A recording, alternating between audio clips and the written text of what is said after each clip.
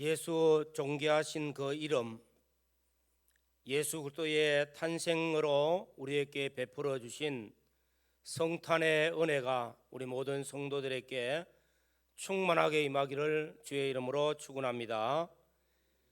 세계 역사의 중심은 예수 그리스도이십니다. 예수 그리스도를 중심으로 하여서 기원전 기원후로 나누어집니다. 곧 인류 역사의 가장 위대한 사건이라 하면은 바로 예수 그리스도의 탄생이라고 말할 수가 있겠습니다. 우리를 구원하시기 위하여 하나님이 사람 되어 오신 예수 그리스도의 탄생하심, 여기에는 놀라운 은혜가 있습니다. 우리는 지난 주일에 이어서 오늘 또 예수 그리스도의 탄생과 예언에 대한 말씀을 증거합니다. 지난주에 미가서 5장에 미가 선지자를 통해서 메시아가 탄생하실 장소, 유대 땅 베들레헴 에브라다야, 너는 고을 중에서도 작지 않느냐? 그 작은 고을에서 이스라엘을 다스릴 자, 곧 영원부터 영원까지 계시는 분이 사람을 입고 이 땅에 오실 것을 예언하셨습니다. 그리고 예언하신 말씀대로 성취되어졌습니다. 오늘은 이사야서 말씀을 통해서 예수 그리스도 곧 메시아의 예언이 이사야서에는 많이 기록되고 있습니다. 7장과 9장에는 예수 그리스도의 탄생에 관한 말씀이 예언되어 있고요. 11장과 43장에는 예수 그리스도의 공생에 대한 말씀이 기록되어 있고, 53장에는 예수 그리스도의 십자가의 사건, 십자가의 죽으심의 희생의 사건이 기록되고 있습니다. 그리고 61장에는 예수 그리스도의 재림에 대한 말씀이 기록되면서 예언되었습니다. 예언은 성취될 때 그 예언은 빛이 나타나고 가치가 있는 것입니다. 하나님의 말씀은 곧 예언의 말씀입니다. 이 예언의 말씀은 생명이 있는 말씀이요, 운동력이 있는 말씀이요, 그래서 이 말씀은 반드시 성취되어졌고 지금 또 성취되고 앞으로도 성취되는 말씀입니다. 오늘 우리 모든 성도들이 이 예언의 말씀을 읽는 자가 복이 있고 듣는 자들이 복이 있고 그 가운데 기록한 것을 지켜 행하는 자들이 복 있다 말씀하신 대로 믿고 순종하여 예언의 말씀이 내게 성취되는 복이 있기를 주의 이름으로 축원합니다. 오늘 읽은 본문의 말씀 이사야서 7장 14절, 그러므로 주께서 친히 징조를 너희에게 주실 것이라. 보라, 처녀가 잉태하여 아들을 낳을 것이요 그의 이름을 임마누엘이라 하리라. 아주 유명한 말씀입니다. 이 말씀은 믿음이 아니고는 받아들이기가 정말로 어려운 말씀이죠. 처녀가 잉태하여 아들을 낳는다는 것, 부정하지 아니하면 아들을 낳을 수가 없죠. 그런데 하나님의 말씀은 처녀가 잉태한다, 동정녀 탄생에 대한 예언의 말씀입니다.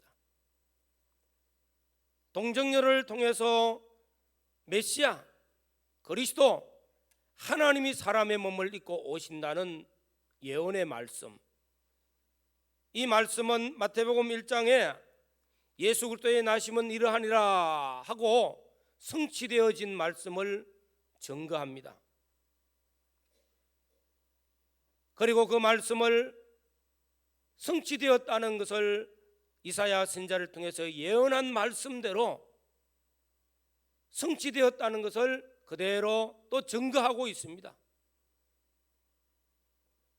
오늘 우리는 이 말씀을 통해서 하나님의 말씀, 예언의 말씀은 반드시 성취된다는 것, 오늘 내게도 성취되어진다는 사실을 믿음으로 우리 모두가 복 있는 사람, 하나님 앞에 놀라운 은혜와 복을 받는 성도들이 되시기를 주의 이름으로 축원합니다.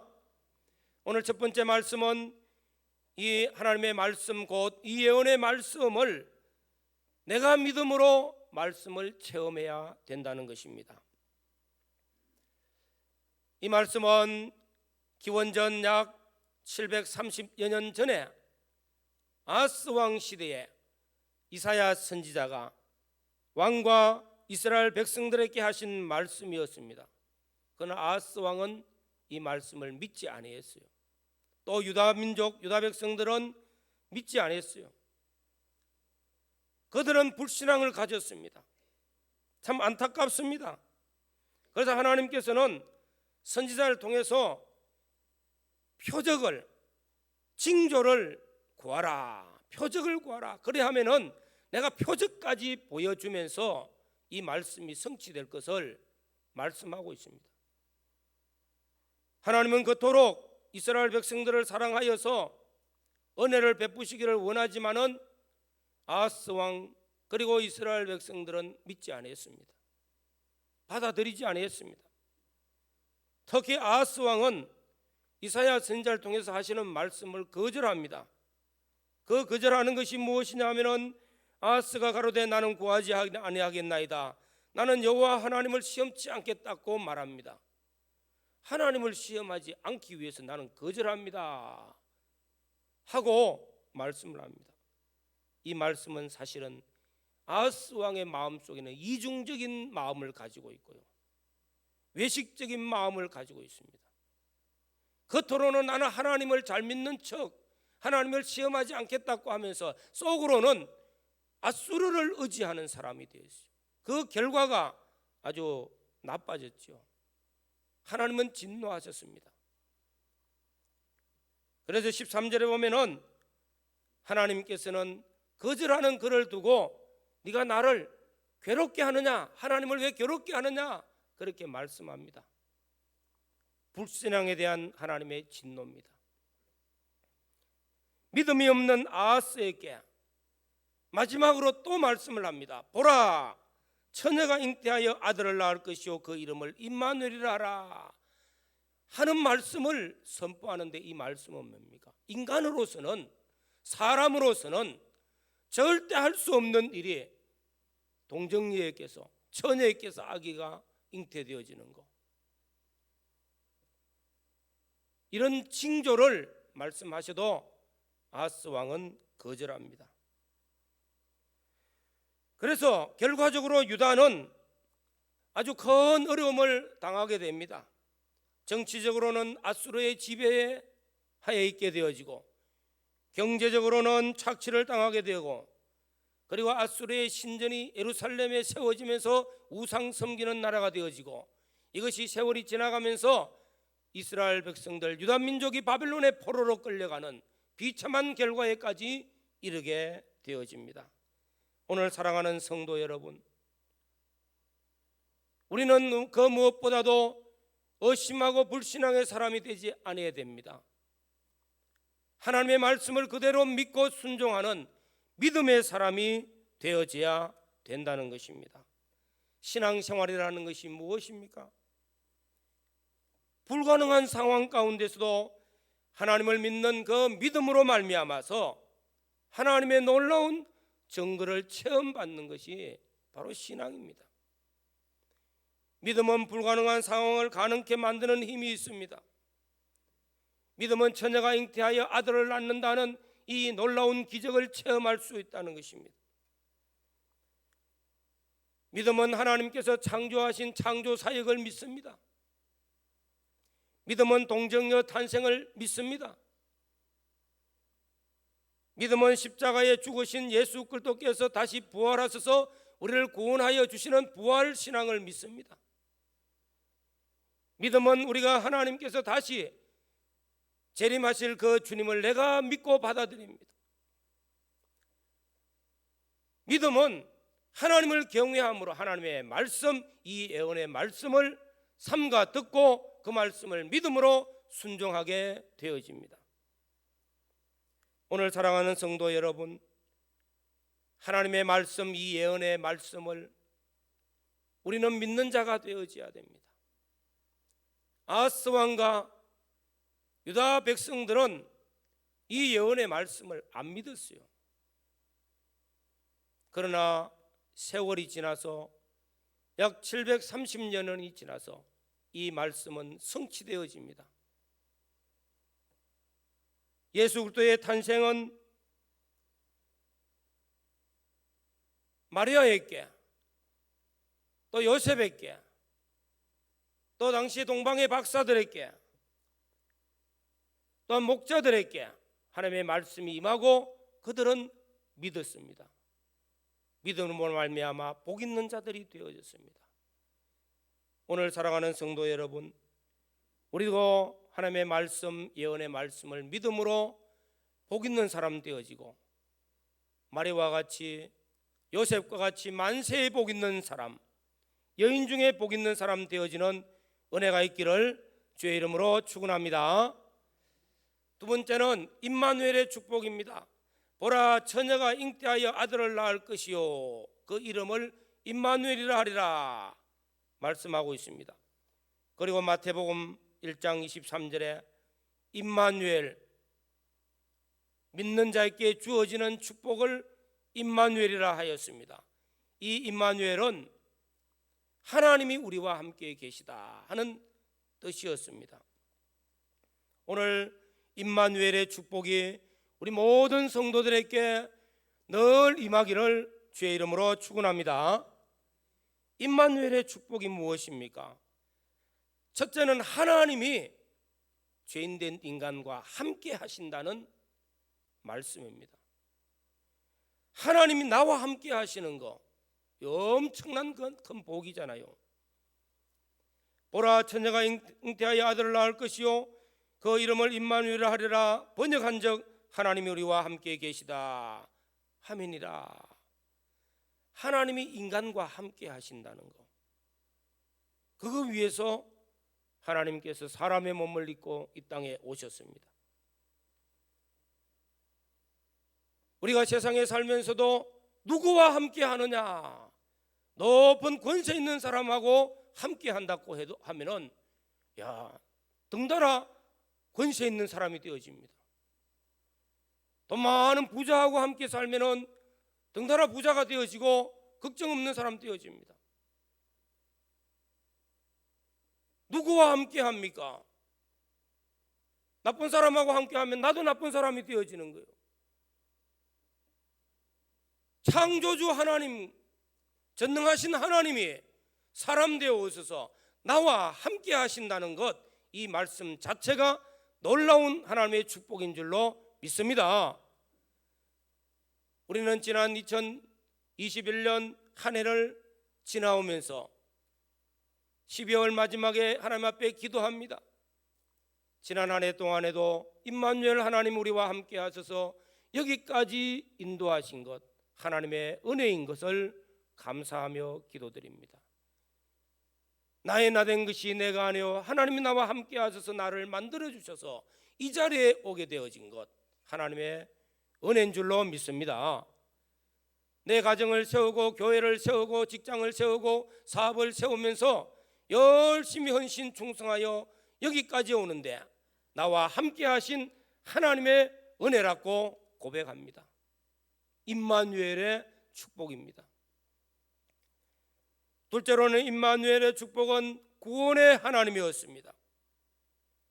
왜 사람의 몸을 입고 하나님이 이 땅에 오셨습니까? 죄와 사망 가운데 있는 우리를 구원하시기 위해서요. 이 땅에 사람의 몸을 입고 오신 겁니다.